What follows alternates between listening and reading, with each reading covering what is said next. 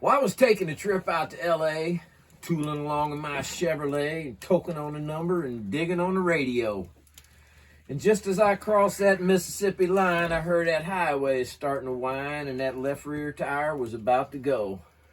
Well, the spare was flat and I got uptight because there wasn't a filling station in sight, so I just limped on down the shoulder on the rim.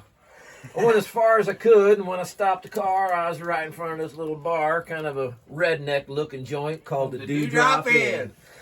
So I tucked my hair up under my hat and told the bartender I had a flat, and would he be kind enough to give me change for the phone. And there was one thing I was sure glad to see. There wasn't a soul in the place except for him and me, and he just looked disgusted and pointed towards the telephone. So I called up the station down the road a ways. He said he wasn't very busy today and he could have somebody there in just about 10 minutes or so.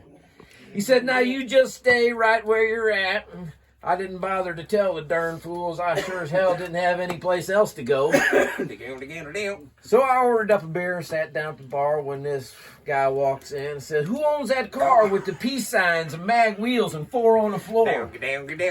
Well, he looked at me and I damn near died. I decided I'd wait outside, so I laid $1 on the bar and headed for the door. And just when I thought I'd get out of there with my skin, these 5 big dudes would come strolling in, and this one old drunk chick and some fellow with green teeth. Well, the last thing I wanted was to get in a fight in Jackson, Mississippi on a Saturday night, especially when there was 3 of them and only 1 of me.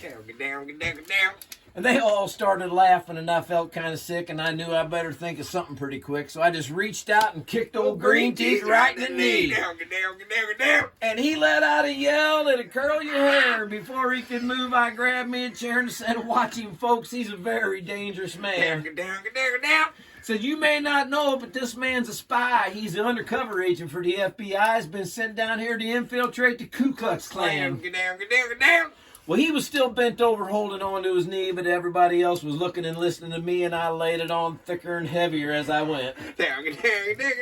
I said, would you believe this man has gone as far as turning the wall of stickers off of bumpers of cars, and he voted for George McGovern for president. He's afraid of them long-haired hippie-type pinko fags. I bet you he's even got a commie flag tacked up on the wall inside of his garage. Well, they all started looking real suspicious at him, and he jumped up and said, now, wait a minute, Jim, you know he's lying. I've been living here all of my life.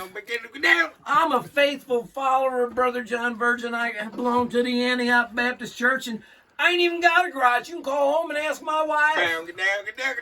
Then he started saying something about the way I was dressed, but I didn't wait around to hear the rest. I was too busy moving and hoping I didn't run out of luck. And when I hit the door, I was making tracks. They was just taking my car down off the jack, so I threw the man a 20, jumped in, and fired that mother up.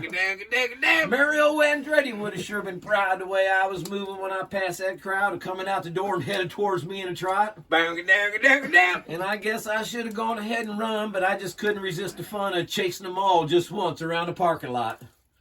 Well, they headed for the car, and I hit the gas and spun around and headed them off at the pass. I was slinging gravel and putting a ton of dust in the air.